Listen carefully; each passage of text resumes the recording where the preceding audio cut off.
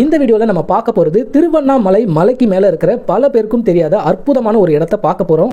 இப்போ நம்ம கரெக்டாக திருவண்ணாமலை அருணாச்சலேஸ்வரர் கோவிலுக்கு பின்னாடி பக்கம் இருக்கிறோம். பின்னாடி பக்கம் வந்து ஒரு பாதை ஒன்று போகுங்க மலைக்கு மேலே ஏறுறதுக்கு. இப்போ நம்ம இந்த வழியாக தான் திருவண்ணாமலை மலைக்கு மேலே ஏற போகிறோம். இங்கே வந்து எந்த போர்டுமே இருக்காது நம்ம மலைக்கு மேலே போகிற பாதை அப்படின்னு சொல்லிட்டு. ஆனால் போகிற வழி பார்த்திங்கன்னா ஃபுல்லாகவே வீடாக இருக்கும். நம்ம மலையில் ஏற ஆரம்பிச்சாச்சு, கிட்டத்தட்ட நம்ம மலைக்கு மேலே தான் ஏறிக்கிட்டு இருக்கோம். இந்த இடம் ஃபுல்லாகவே இப்படி தாங்க இருக்குது. ஒரு காலத்தில் வந்து 360 தீர்த்தம் இருந்து தான் நம்ம திருவண்ணாமலையை சுற்றி, திருவண்ணாமலையிலும் சரி மலைக்கு மேலேயும் சரி 360 தீர்த்தங்கள் இருந்து தான். அது எல்லாமே அழிஞ்சு இப்போ சில தீர்த்தங்கள் தான் இருக்குது. இந்த மலைக்கு நம்ம மேலே நம்ம ஏறி போகிற வழியில் ஒரு தீர்த்தத்தை பார்க்க போகிறோம். ரொம்பவே அதிசயமான ஒரு தீர்த்தம். மலைக்கு மேலேயே எவ்வளோ வீடு பார்த்தீங்களா? நம்ம ஏறி வந்த வழி தான் ஃபுல்லாகவே வீடு தான் இருக்குது ரெண்டு பக்கமும். திருவண்ணாமலைக்கு நிறைய பேர் வருவாங்க. கோவிலில் சாமியை பார்த்துட்டு கிளம்பிடுவாங்க, இல்லைனா கிரிவலம் போவாங்க, இல்லை இங்கே இருக்கிற ஆசிரமங்களை பார்ப்பாங்க. ஆனால் திருவண்ணாமலை மலைக்கு மேலே இருக்கிற இந்த அற்புதமான இடத்த நிறைய பேர் பார்க்காம மிஸ் பண்ணிடுவாங்க. 2 வருஷத்துக்கு முன்னாடியே மலையில் இருக்கிற இந்த இடத்த நம்ம சேனலில் வீடியோவை நான் எடுத்து போட்டிருக்கேன். ஆனால் இப்போ நிறைய சப்ஸ்கிரைபர் வந்துட்டாங்க. அவங்களுக்காக மறுபடியும் இந்த அற்புதமான இடத்த நம்ம பார்க்க போகிறோம். மூச்சு திணற நம்ம மலைக்கு மேலே கொஞ்சம் தூரம் ஏறி வந்தாச்சு. மலைக்கு மேலே வந்தோடனே இங்கே வந்து ஒரு ஆசிரமம் தான் நம்ம முதல்ல பார்க்குற மாதிரி இருக்கும். இதுக்கப்புறம் நிறைய ஆசிரமங்களை பார்ப்போம். இங்கே இருக்கிற ஆசிரமங்களெல்லாம் நம்ம போய் பார்க்கணும்னா தாராளமாக பார்க்கலாம். ஆனால் நம்ம வந்து இப்போ நேரம் மேலே போகிறோம். இந்த திருவண்ணாமலைக்கு மேலே கந்தாசிரமம் அப்படின்னு சொல்லிட்டு ஒரு இடம் இருக்குது. அதுக்கப்புறம் ரமண மகரிஷி வாழ்ந்த ஒரு குகை இருக்குது, விருப்பாக்ஷா குகை.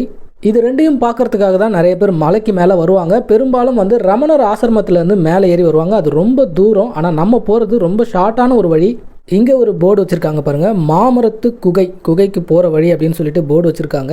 இந்த இடத்துல நிறைய இந்த மாதிரி கோவில் இருக்குங்க. இது எல்லாமே வந்து இங்கே வாழ்ந்த சித்தர்களுடைய ஜீவ சமாதி இருக்கிற கோவில்கள். ஏன்னா திருவண்ணாமலைக்கு மேலே நிறைய சித்தர்கள் வாழ்ந்தாங்க. ஒவ்வொரு குகையிலையும் பார்த்தீங்கன்னா ஒவ்வொரு சித்தர்களுடைய ஜீவ சமாதி இருக்கும். நம்மளுக்கு நேரம் இருந்தால் எல்லாத்தையும் நிச்சயமாக பார்க்கலாம். இப்போ நம்ம தீர்த்தம் இருக்கிற இடத்துக்கிட்ட வந்துட்டோம். திருவண்ணாமலைக்கு மேலே இருக்கிற இந்த அற்புதமான தீர்த்தத்துடைய பெயர் வந்து முளைப்பால் தீர்த்தம் அப்படின்னு சொல்கிறாங்க. இந்த இடத்துல போர்டு வச்சுருக்காங்க, இது வந்து புனிதமான தண்ணி, குடிக்கிறதுக்கு தான், குளிக்கிறதுக்கு கிடையாது அப்படின்னு. நம்ம நடந்து வந்த பாதையை அப்படியே திரும்பி பாருங்களேன், எவ்வளோ உயரத்துக்கு நம்ம ஏறி வந்திருக்கோம். இந்த பக்கம் பாருங்கள் எவ்வளோ பெரிய மரம்லாம் இருக்குது. இந்த திருவண்ணாமலையை நம்ம கீழே இருந்து பார்க்குறப்ப காஞ்சி போன மாதிரி தான் தெரியும். ஆனால் இங்கே எவ்வளோ பெரிய மரங்கள்லாம் இருக்குது பசுமையாக. இப்போ நம்ம உள்ளே போய் அந்த அற்புதமான முளைப்பால் தீர்த்தத்தை பார்க்க போகிறோம். இதுதாங்க திருவண்ணாமலைக்கு மேலே இருக்கிற நம்ம பார்க்க வந்த அற்புதமான முளைப்பால் தீர்த்தம். எப்பாடி என்ன ஒரு கலரில் இருக்குது பாருங்களேன். திருவண்ணாமலையுடைய உச்சியிலிருந்து சுனை நீராக பாறைகளுக்குள்ளேயே வந்து இந்த இடத்துல சேருது இந்த முளைப்பால் தீர்த்தம். இந்த தீர்த்தத்தோட அதிசயம் என்னன்னா, நான் கூட முதல்ல நம்பலைங்க. நீங்கள் தூரத்துலேருந்து பார்த்தீங்கன்னா பச்சை கலரில் தெரியும், கிட்ட வந்து பார்த்தீங்கன்னா நீல கலரில் இருக்கும் இந்த தண்ணி. அதுவே இந்த தீர்த்தத்துடைய நடுப்பகுதியை பாருங்களேன், அப்படியே பால் மாதிரி வெள்ளை கலரில் இருக்குங்க. என்னாலே நம்ப முடியல, ஒரு சாதாரண தண்ணி மாதிரி தான் வருது. ஆனால் இந்த இடத்துல வந்து சேர்ந்தவொன்னே இந்த மாதிரி ஒரு நிறத்தில், அதாவது பால் நிறத்தில் இந்த தீர்த்தம் இருக்குது. இந்த திருவண்ணாமலையில் வாழ்ந்த சித்தர்கள் வந்து இந்த முளைப்பால் தீர்த்தத்தை குடிச்சு தான் பல நாட்கள் வந்து உணவே இல்லாமல் தவத்தில் இருப்பாங்களாம். அதனால தான் இந்த தீர்த்தத்தை முளைப்பால் தீர்த்தம் அப்படின்னு சொல்கிறாங்க. பாலுக்கு இணையானதாக இந்த தீர்த்தம் சொல்லப்படுது.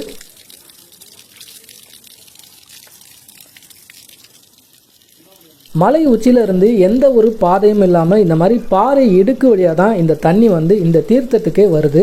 இந்த தீர்த்தத்தை தாய்ப்பாலுக்கு இணையாக சொல்லப்படுது. அதே மாதிரி பல நோய்களை குணப்படுத்தக்கூடிய ஒரு தீர்த்தமாகவும் இந்த தீர்த்தத்தை சொல்கிறாங்க. நிறைய பேர் இங்கே வந்து பாட்டிலில் வந்து பிடிச்சிட்டு போகிறாங்க. இந்த குளத்தை பார்க்க அதிசயமாக தாங்க இருக்குது. அதோடைய கலர் வந்து உண்மையாகவே நம்மளை அப்படியே கவர்ந்து இழுக்கிற மாதிரி இருக்குது. அதே மாதிரி இந்த தீர்த்தத்துடைய நிறம் வந்து காலநிலைக்கு ஏற்ற மாதிரி மாறும் அப்படின்னு சொல்கிறாங்க. மழைக்காலங்களில் சுத்த வெள்ளையாகவே இருக்குமா இந்த தீர்த்தத்துடைய நிறம். இந்த திருவண்ணாமலைக்கு மேலே ஏறுறதுக்கு 60க்கும் மேற்பட்ட வழிகள் இருக்குது அப்படின்னு சொல்கிறாங்க. நம்ம ஏறி வந்த பாதை பார்த்திங்கன்னா முளைப்பால் தீர்த்த பாதை அப்படின்னு இந்த பாதைக்கு பெயர். ஏன்னா இந்த வழியில் நம்ம வந்தோம்னா முதல்ல வந்து இந்த முளைப்பால் தீர்த்தத்தை தான் பார்ப்போம். அதுக்கப்புறம் தான் மலைக்கு மேலே போக முடியும். மலைக்கு மேலே இருக்கிற கந்தாசிரமம், அதுக்கப்புறம் விருப்பாக்ஷா குகையை பார்க்க வர பெரும்பாலான பக்தர்கள் பொதுமக்கள் பார்த்திங்கன்னா ரமணர் ஆசிரமம் வழியாக மேலே ஏறி வராங்க. அவங்க வந்து அந்த இடத்த பார்த்துட்டு அப்படியே போயிடுறாங்க. இந்த முளைப்பால் தீர்த்தத்தை வந்து பார்க்கறது கிடையாது, மிஸ் பண்ணிடுறாங்க. ஸோ நீங்கள் திருவண்ணாமலைக்கு மேலே ஏறுறதா இருந்தால் இந்த முளைப்பால் தீர்த்த பாதை வழியாக ஏறி பாருங்கள். இந்த அற்புதமான தீர்த்தத்தை நம்ம பார்த்துட்டு அதுக்கப்புறம் மலைக்கு மேலே போகலாம். இந்த சுனைநீர் தீர்த்தம் எந்த காலத்துலையுமே வத்தாது அப்படின்னு சொல்கிறாங்க. எல்லா காலங்களையும் இதே அளவு தண்ணி எப்போவுமே இருக்குமா. இந்த தீர்த்தத்துக்கு நடுவில் ஒரு கிணறு இருக்குது பாருங்கள், அதுலேருந்து பைப் வச்சு தண்ணி எடுக்கிறாங்க. எந்த ஒரு மோட்டருமே இல்லை, ஆனால் அதுவே பம்ப் ஆகி போகுது தண்ணி.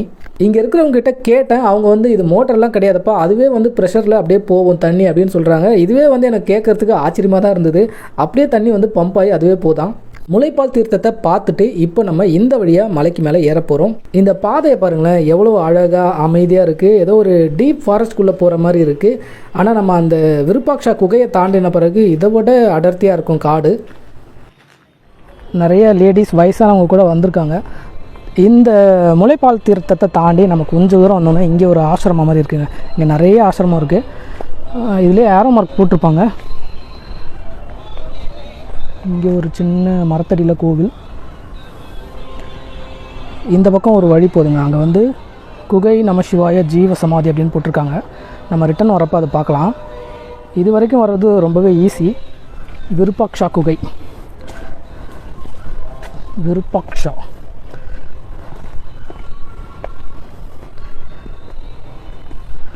இங்கே நிறைய பேர் செப்பல் போடாமல் வராங்க. நடக்க முடியாதவங்க செப்பல் போட்டு வராங்க. ரொம்ப அமைதியாக இருக்குங்க. ரொம்ப ரொம்ப அமைதியாக இருக்குது. இங்கே வந்து தியானம் செய்கிறது நிறைய பேர் நடக்கும்.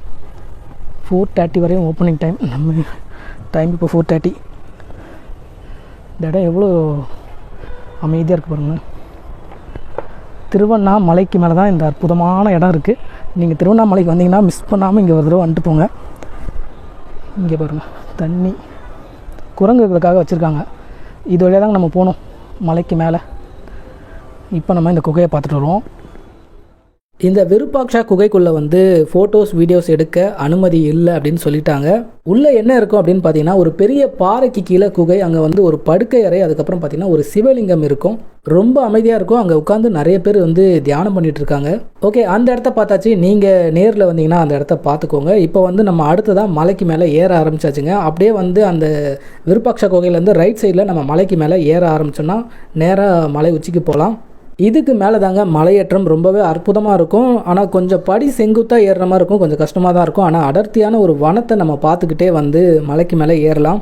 அதே மாதிரி அங்கங்கே பார்த்தீங்கன்னா நிறைய சாதுக்கள் உட்காந்துருப்பாங்க. எதுவும் கேட்க மாட்டாங்க. நம்மளாம் ஏதாவது கொடுத்தா வாங்கிப்பாங்க. இந்த இடத்த பற்றி தெரிஞ்சவங்க ஃபேமிலியோடு வருவாங்க. அதே மாதிரி ஃபாரினர்